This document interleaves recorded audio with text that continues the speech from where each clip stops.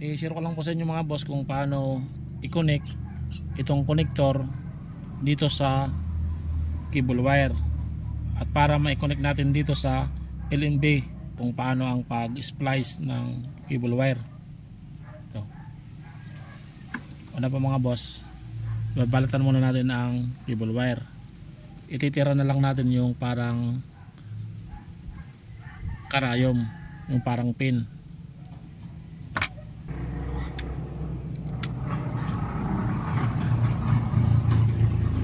Silayin natin.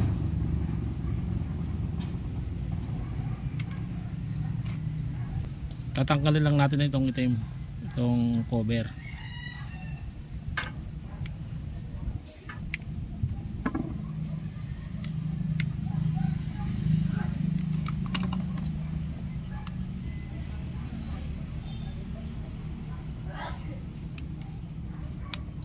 Yan.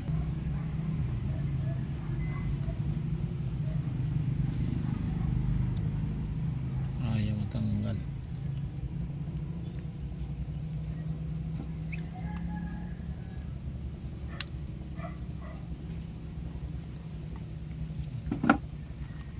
Papaganyan natin yan.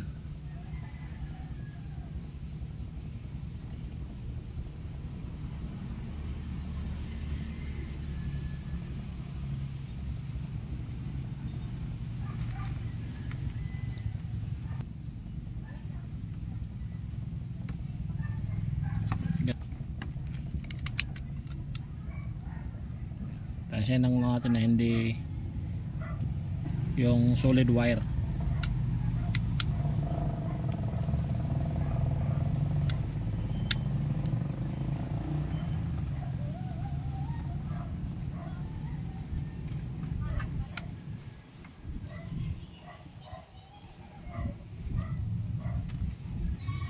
So di balatan ulit natin dito.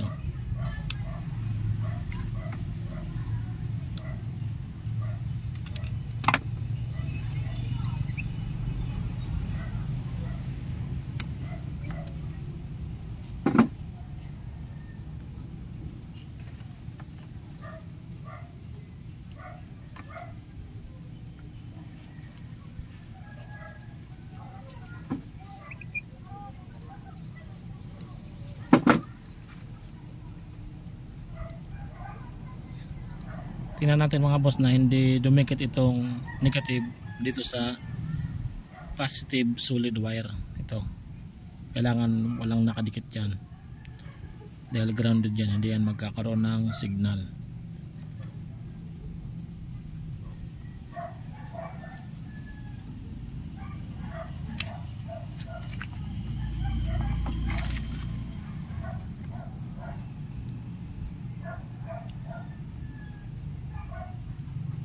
Yung para dito sa ilimbe, medyo mahaba yung kanyang pinaka pin kumpara dito sa ikinokonek sa box receiver. Dito sa box receiver na connection, dapat maiksi lang ang kanyang solid wire, yung pin. Ito, dapat maiksi lang kumpara dito sa connection sa ilimbe. Ganito lang mga boss.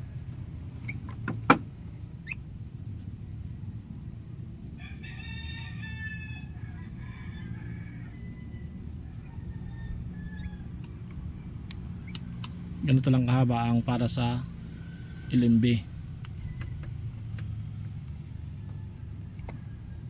Ganito naman ang sa receiver.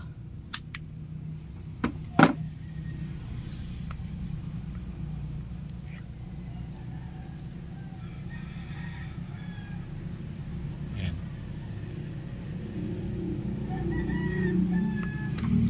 Kaya yan magkaiba ang sukat para hindi natin masira ang LNB, dahil kapag mahaba itong parang pin, itong solid wire, nababaloktot yan doon sa loob,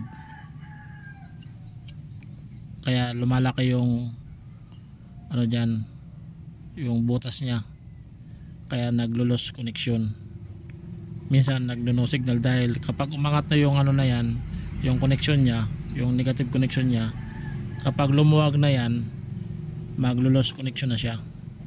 may posibilidad na hindi makasagap ng signal o kaya yung na wawala yung signal, nag-weak no signal. Kaya dapat yung ilalagay natin dyan yung sakto lang, yung hindi mababaloktot, hindi sobra, ganyan lang. Sa box receiver naman magkakaiba, depende sa box receiver. Ang ibang box receiver medyo pwede ilagay ang medyo mahabang pin dito, yung iba naman maiksi lang yung dapat na i-connect na pin.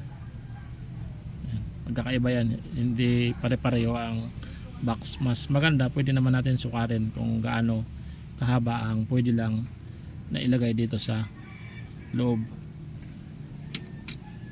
Ganito, bawasan muna natin to.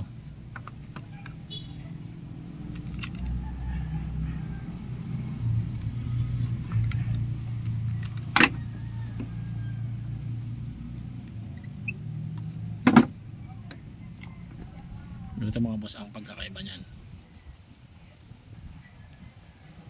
Kaya muna natin dito sa signal.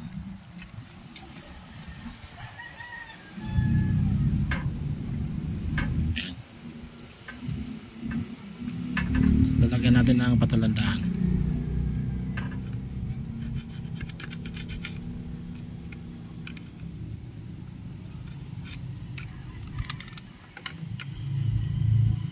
Ayan mga boss, maiksi lang, hanggang dyan lang ang kanya ang pwede ilagay na ay connect na solid wire. Ganyan lang kahaba. Dito naman sa satellite, tingnan natin. Ayan. Ayan mga boss, pwede kahit ganito kahaba pwede ilagay. Ayan.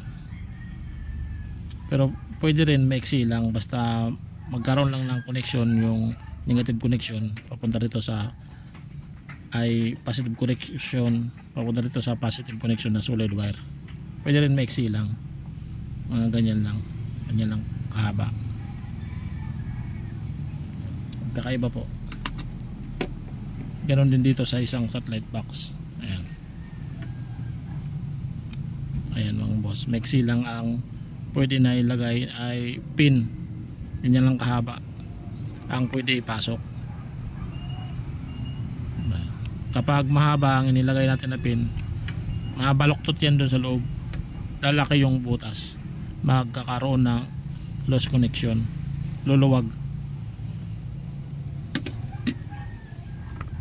Ayan. Dito dagdagan natin ito ng konti lang, konting-konti lang.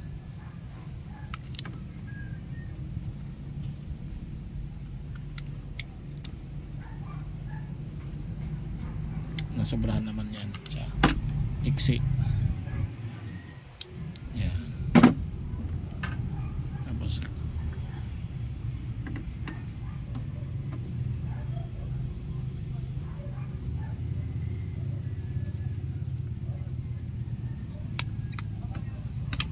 mga boss,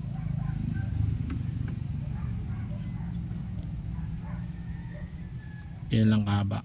Ito yung i-connect natin sa LNB. Ito naman sa box receiver.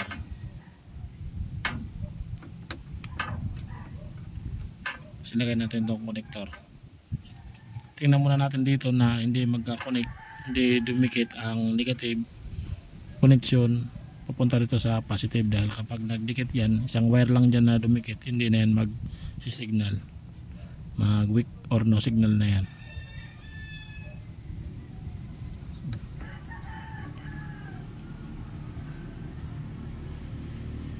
Pasok natin para hindi mahirapan ipasok. Siguraduhin lang natin dito na may dadaanan, may yung hindi masikip,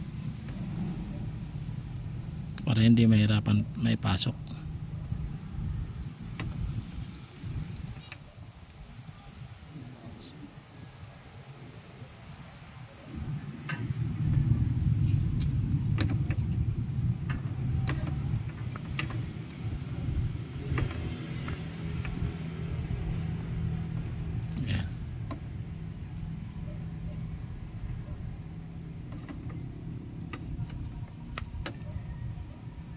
Ganyan yan muna, ganyan. Lalagyan nyo ng space. Ayan. Baka lalagyan nyo na siya ng daanan dito para hindi may masikip may pasok. Lagyan na natin.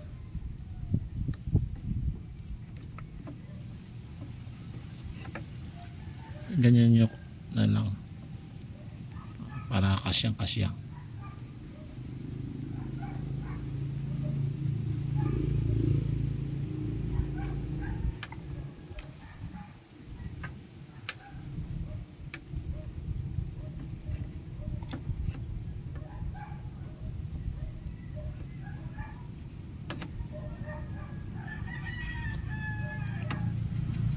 Ayan mga boss, ganyan lang.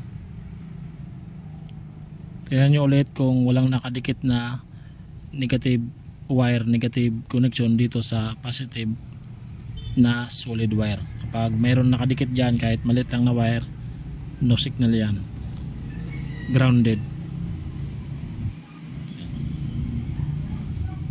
I-compress na natin. Pwede rin hindi na i-compress, na-compress lang yan para hindi mag-loss connection, para hindi mahatak itong cable wire dito sa connector. Kaya gagamit tayo ng ganito. Pero kung naka-steady lang naman yung box, hindi naman yan okay lang naman yan.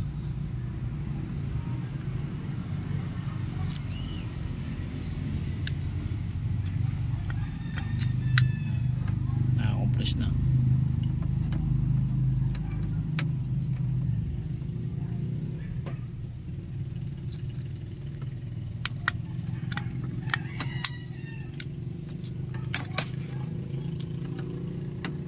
Ganyan lang po mga boss, kahaba.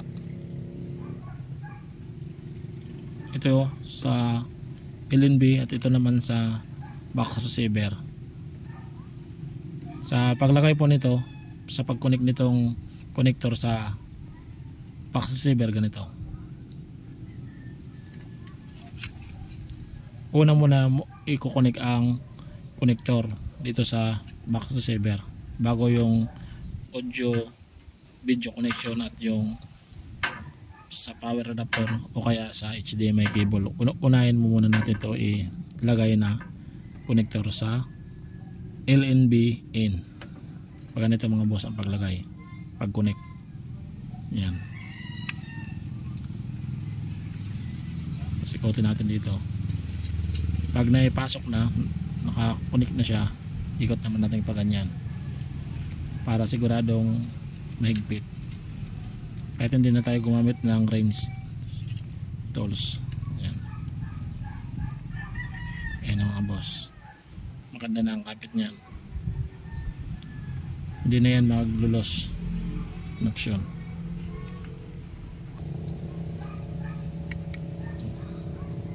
Ikot natin yan.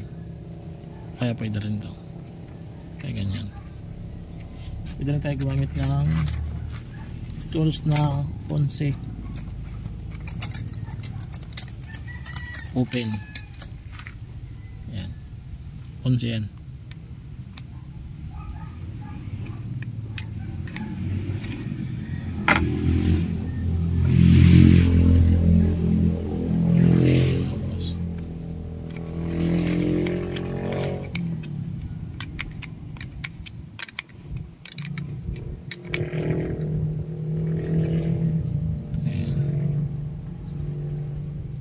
Ang paghigpit ito yung sakto lang, dahil kapag nasubrahan baka naman mapunit yan dyan, mag loss connection ulit.